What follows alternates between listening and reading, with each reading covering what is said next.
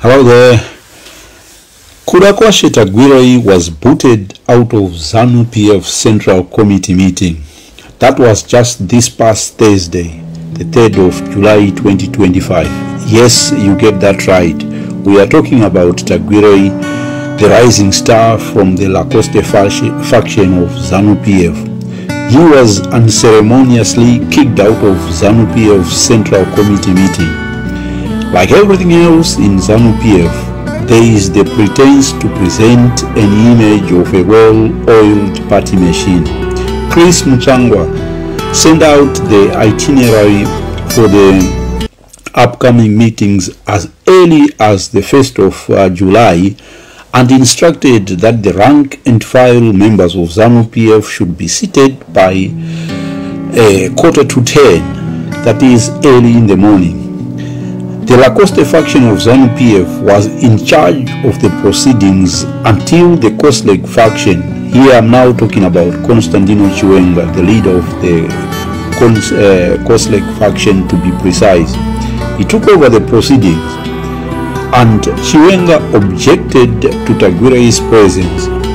At 1:15, just maybe a mere 4 hours after the proceedings started, he ordered security guards to escort Tagwirei out of the building.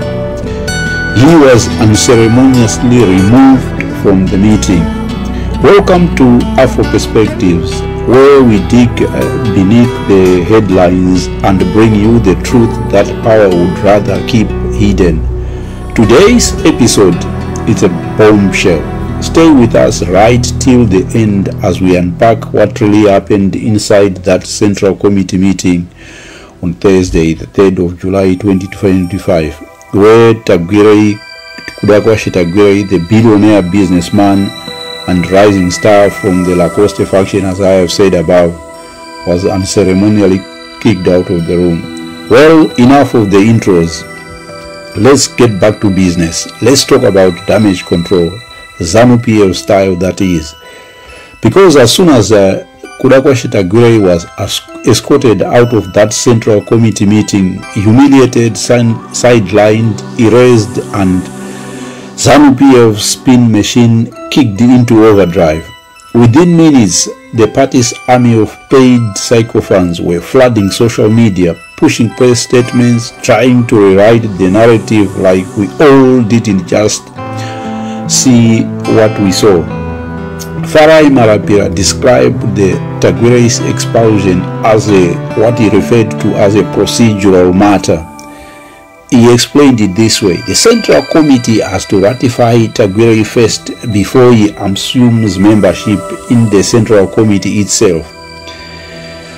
At the start of the meeting, we were told Tagwirei was briefly excused. Marapira explained that this is a standard Zanu PF procedure and that the move was taken to allow the Central Committee to ratify its elevation of Tagwirei into that organ of the Zanu PF party, that is the Central Committee. The Central Committee, we are told, had to ratify his participation first, and it could not be carried out while Tagwirei himself was present.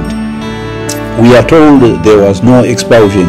It was Zanu PF following its own internal constitution.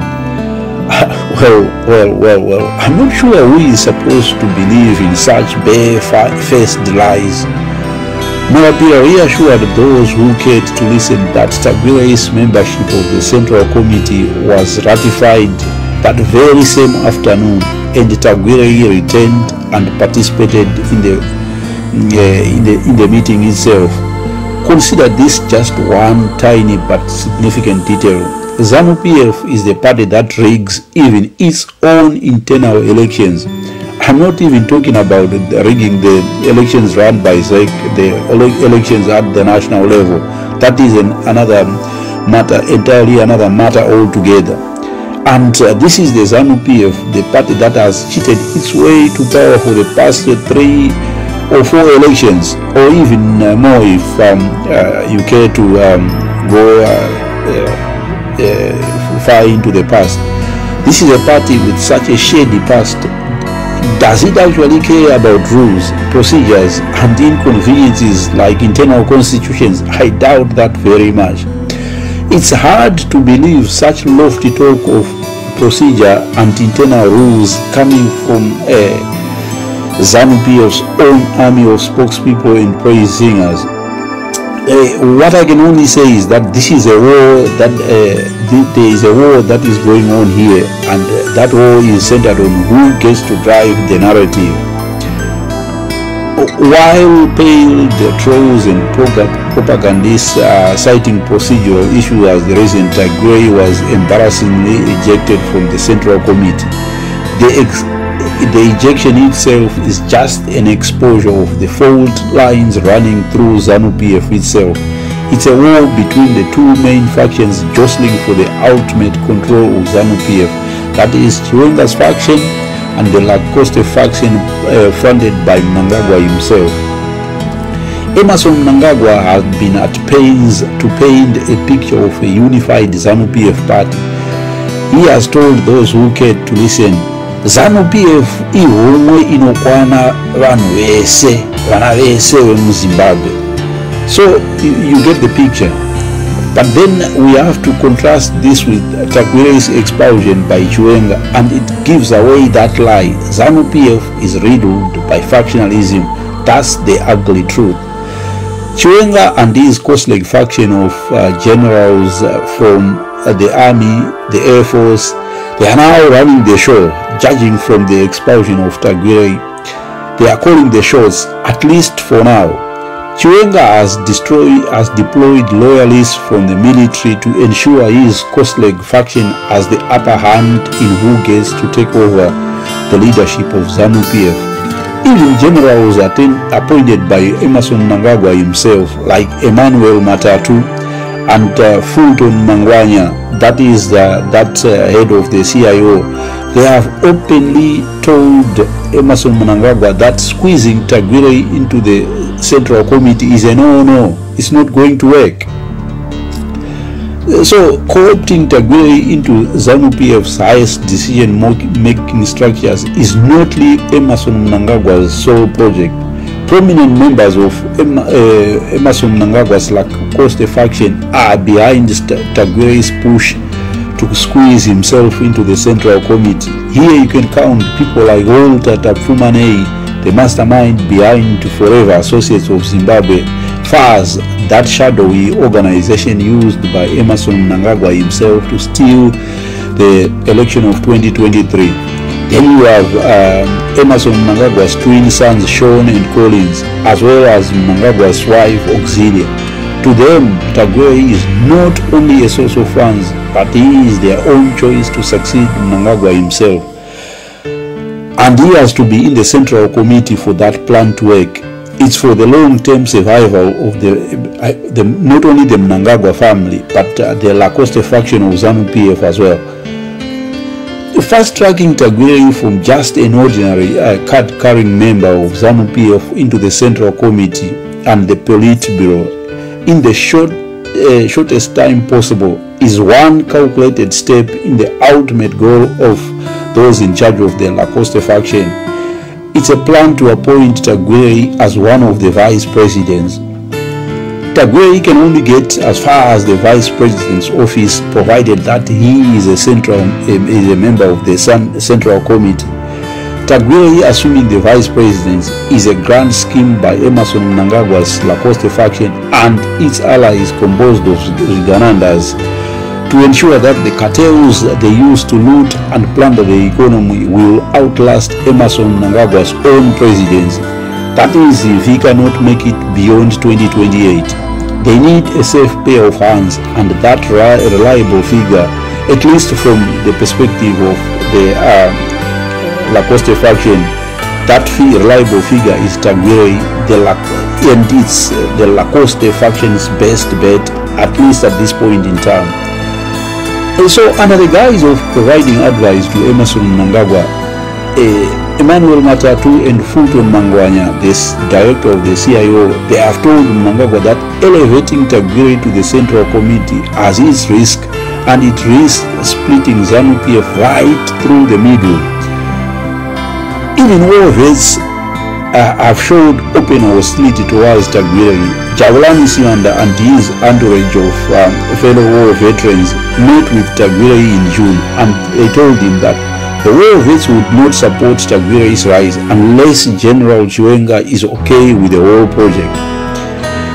Well, it's expecting a lot from Chiwenga.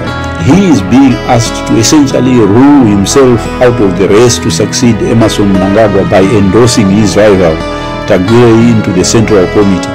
I'm not sure if Chiwenga himself would be that naive. I'm not sure if he is going to be naive enough not to see through what the Lacoste faction are planning to do here. July Moyo, a staunch Lacoste loyalist who is considered Emmerson Mnangagwa's political advisor, is rumored to have told Mnangagwa that his Tagwirei project would not lift off the ground for the simple reason that the Zanu PF old guard will not accept Tagwirei because he lacks those liberation war credentials. Well, for those who are familiar with Zanu PF factional wars, this sounds more like the late Robert Mugabe and his G40 faction confronting generals from the army before the coup of 2017. So even Tagwirei himself, he is aware that the old guard in Zanu PF, by this I mean the so-called securocrats, the CIO, the generals from the army and the air force, they are likely to fight back. Emmerson Mnangagwa and his Lacoste factions plan to impose a prominent Gananda like Tagwirei into the Central Committee. Well before the Central Committee meeting on the 3rd of July, Tagwirei had already done his homework and he had figured out that he needs to do something drastic. And the day before, he handed out to each of the 300 members of the Central Committee, he handed out top of the range Ford Ranger vehicles, while to the Politburo members he handed out luxury Toyota VX 300 sports utility vehicles. This is Tagwirei's gesture of generosity, if you can allow me to sanitize such an act of bribery. And it is a plan by Tagwirei to smooth his way into the Central Committee because he needs everyone on board. He needs the votes. He still has to be elevated from an ordinary card-carrying member to one of the privileged few, a Central Committee member. So the question that has to be asked is, why is Emmerson Mnangagwa plowing ahead with this project to squeeze Tagwirei into Zanu PF Central Committee when he is acutely aware of the risks involved and the opposition this is likely to generate? Well, first and foremost, it's all about survival. And this is an insurance plan for his own family's business interests as well as his survival as a politician. Emmerson Mnangagwa is prepared to fast-track Tagwirei to be vice president in place of Kembo Mohadi. But there is an obstacle to such a project, and is the unity accord between the old ZAPU, that is the old ZAPU of Dr. Joshua Nkomo, and the pre-1987 Zanu PF party. The idea of the current Zanu PF as a unified result of those two former rival parties is that one of the vice presidents has to come from the old ZAPU. Emmerson Mnangagwa is prepared to tear the unity accord just for Tagwirei. I have been told he is even prepared to resign after the SADC summit in Madagascar on the 17th of August 2025, just to let Tagwirei become president of Zimbabwe. The other dimension of Emmerson Mnangagwa's Tagwirei project is simply about dollars. The stakes are high. Tagwirei pays Emmerson Mnangagwa millions of dollars from a well-orchestrated minerals smuggling syndicate involving Tagwirei's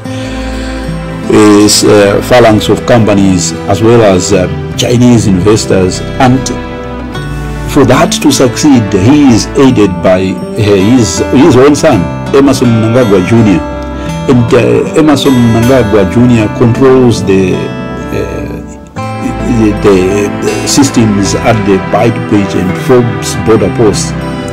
Last year alone, Tagwirei smuggled lithium from Bikita, 200,000 tons of it, and then from Wange, Filabusi and Lupano, it was 300,000 tons. And this is all worth a cool $4 million US. You would think that this money would go to the treasury, but Emerson Mnangagwa got his cut from the proceeds, and Tagwirei does not even pay tax on these deals. Well, they smuggle anyway, so you wouldn't expect anyone to be in control of this. And Tagwirei gets the lion's share and transfers all of his loot into numbered accounts in tax havens like Mauritius. And here is how the deal works. Lithium costs about 15,000 per ton, while chrome costs about $300 US per ton. Lithium is not declared as lithium when it gets out of the country. It is declared as chrome. By declaring lithium as chrome, Zimbabwe loses about 14,700 for every ton of lithium that Tagwirei and Emerson Mnangagwa Jr. smuggle out of the country. That is on a daily basis. And if you consider that 33 trucks of lithium and other minerals are smuggled by Tagwirei every day, this is the money Tagwirei is now using to get those Ford Ranger vehicles, those luxury Toyota vehicles, and Tagwirei is now using money that has been the proceeds of his smuggling racket to bribe his way into the Central Committee and the Politburo. And at some point down the line, Tagwirei even plans to become president of the whole of Zimbabwe. So this is the scale of the ambition. This is what is behind all the drama you witnessed at the Matchbox House, that is the Zanu PF HQ. That was on the 3rd of July. And now, well, at least I've done my part in letting you know what's happening. Well, thank you for tuning in, and until next time, it's goodbye for now. Pretend, see you.